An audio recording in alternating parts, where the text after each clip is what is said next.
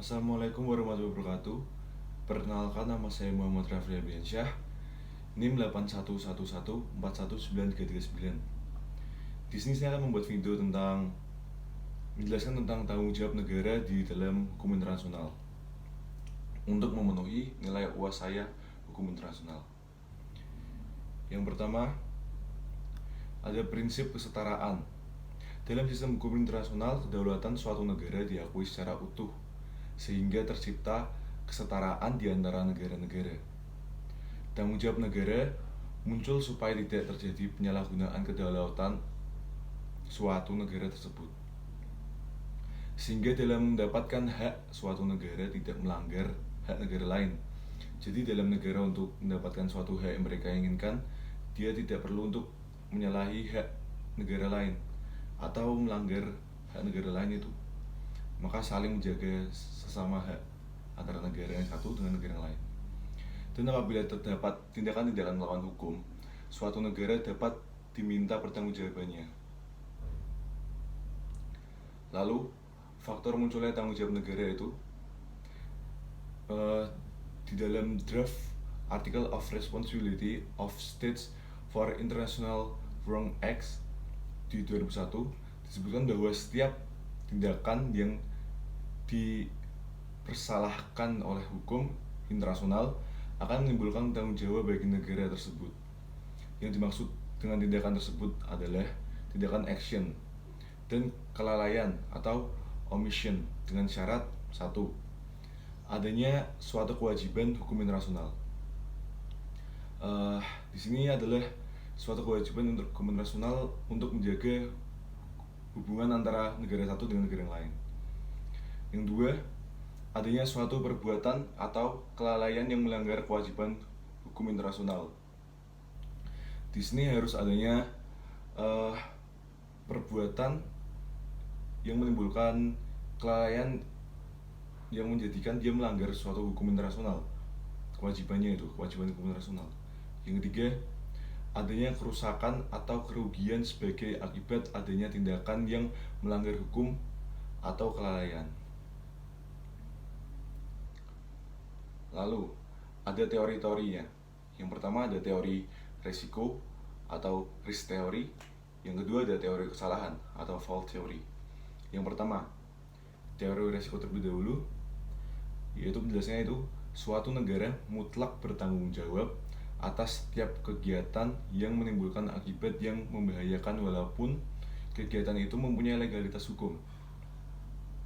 Jadi suatu negara itu wajib bertanggung jawab atas setiap kegiatan yang ditimbulkannya oleh kegiatan tersebut.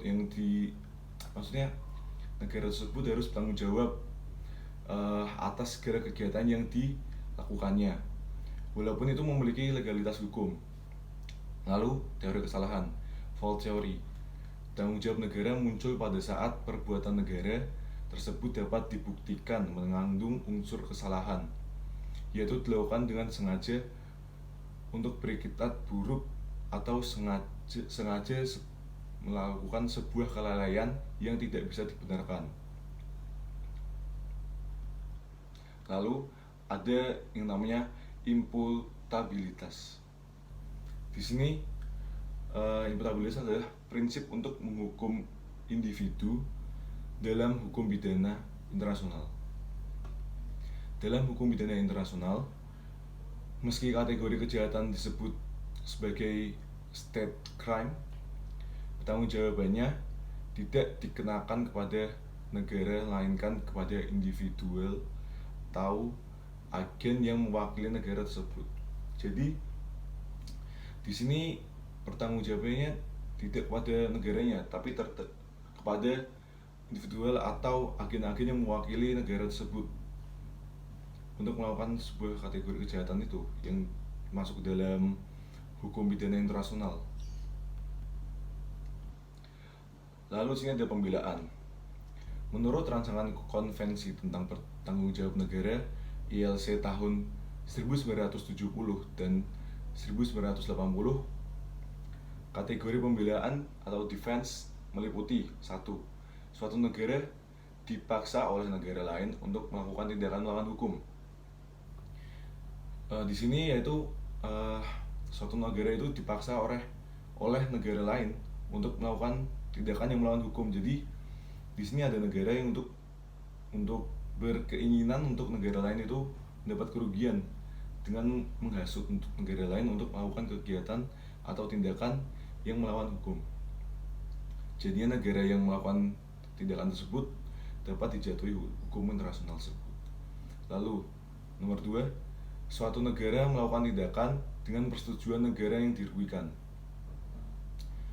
Di sini ada suruhan dari negara yang dirugikan untuk menyuruh negara lain untuk melakukan tindakan yang disetujui oleh negara yang dirugikan tersebut.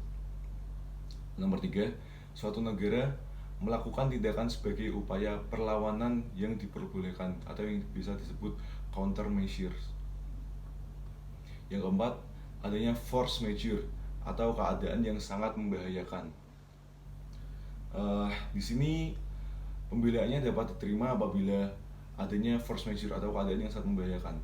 Apabila suatu negara itu mendapatkan keadaan yang tidak disangka-sangka yang membahayakan negara tersebut, maka itu dapat masuk dalam pembelaan negara tersebut. Jadi apabila semua negara itu terdapat 4 syarat ini, dapat meliputi pembelaan-pembelaan ini, 4 pembelaan ini, 4 syarat ini, maka dia dapat melakukan pembelaan atas tindakan-tindakan yang dilakukannya, dapat meringankan tindakan pidana hukum tersebut. Itu ada pembenaran. Di sini ada pembenaran itu merupakan justification, dikategorikan menjadi 2. Yang pertama, adanya keharusan. Yang kedua, pembelaan diri, self defense. Lalu ada pemulihan keadaan, namanya reparation, yang terdapat pada pasal 30 rancangan pasal tanggung jawab negara 2001. Bentuk atau jenis perbaikan itu ada 3, yaitu ada restitusi, ada kompensasi, lalu ada pemenuhan.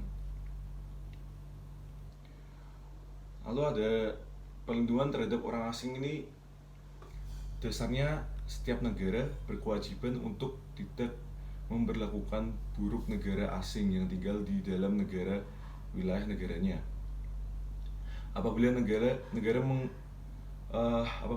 melanggar kewajiban hak ini, akan mengakibatkan tanggung jawab kepada negara atas dilarangnya hak-hak warga negaraannya.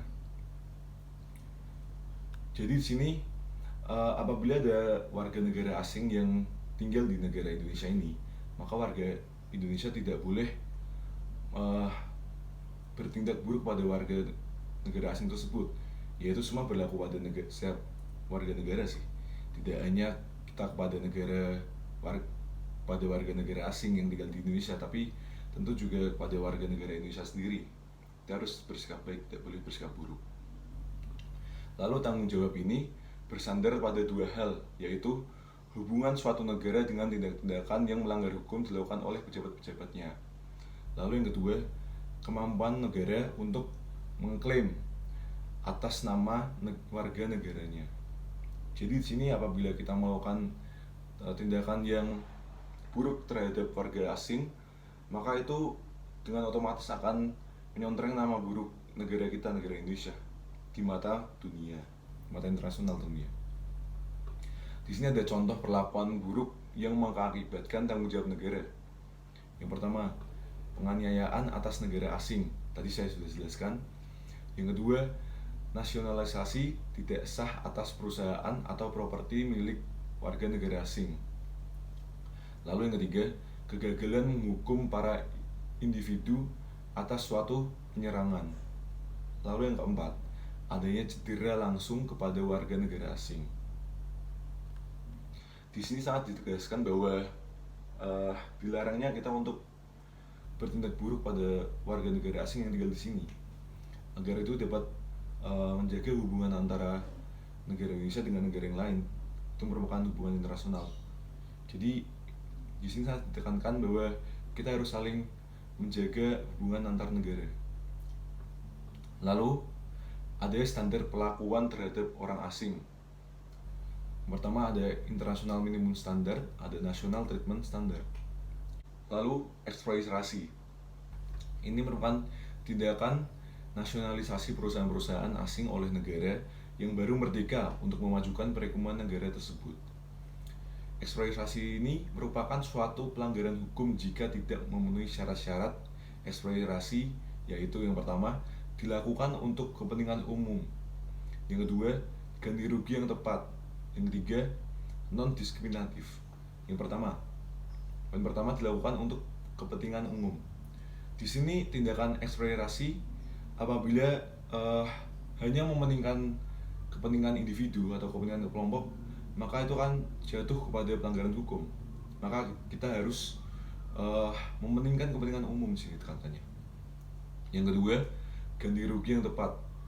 Di sini apabila tindakan eksploitasi itu bertujuan untuk mengganti rugi suatu hal yang tidak jelas, atau mungkin bisa dapat ganti rugi yang berunsur negatif, unsur untuk melawan hukum, itu akan jatuh kepada pelanggaran hukum juga. Maka ganti rugi ini harus tepat, kepada siapa, ganti rugi apa, itu harus jelas.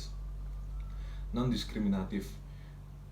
Di sini tindakan eksploitasi ini tidak boleh adanya sifat diskriminatif atau memilih-milih, menyampingkan yang lainnya. Lalu di sini adanya tanggung jawab atas perbuatan melawan hukum. Lalu ada tanggung jawab atas pelanggaran perjanjian. Kita mulai dari tanggung jawab atas perbuatan melawan hukum dulu. Ini lahir dari setiap kesalahan atau kelalaian suatu negara terhadap orang asing di dalam wilayahnya atau wilayah negara lain yang timbul karena satu, eksplorasi ruang angkasa. Yang kedua, kegiatan terkait dengan nuklir. Yang ketiga, kegiatan lintas batas. Lalu, tanggung jawab atas pelanggaran perjanjian. Itu tanggung jawab ini muncul apabila negara melanggar suatu perjanjian atau kontrak. Tanggung jawab ini terbagi menjadi dua, yaitu yang pertama, pelanggaran suatu perjanjian internasional. Lalu yang kedua, pelanggaran suatu kontrak internasional. Jadi kesimpulannya dari apa yang saya sudah jelaskan tentang apa sih tanggung jawab suatu negara terhadap hukum internasional, di sini sangat ditekankan bahwa setiap kesalahan yang dilakukan suatu negara itu harus ditanggungjawab dengan benar, sesuai apa yang dilakukan, sesuai apa yang dia perbuat, itu merupakan kesalahan melawan hukum. Jadi mereka harus bertanggung jawab sesuai dengan pasal-pasalnya, sesuai dengan undang-undang yang telah diatur. Dan sangat ditekankan bahwa apabila ada warga negara asing yang tinggal di Indonesia atau di negara lain, maka negara Indonesia itu contohnya harus bersikap baik pada warga negara asing itu. Tidak boleh bersikap buruk. Apabila bersikap buruk, maka akan menodai hubungan internasional antara negara Indonesia dengan warga negara itu yang tinggal di Indonesia. Maka di sini kita harus menjaga hubungan internasional antar negara agar terjadinya perdamaian dunia. Saya kira cukup penjelasan dari saya, presentasi dari saya tentang tanggung jawab suatu negara terhadap hukum internasional. Sekian dari saya. Wassalamualaikum warahmatullahi wabarakatuh.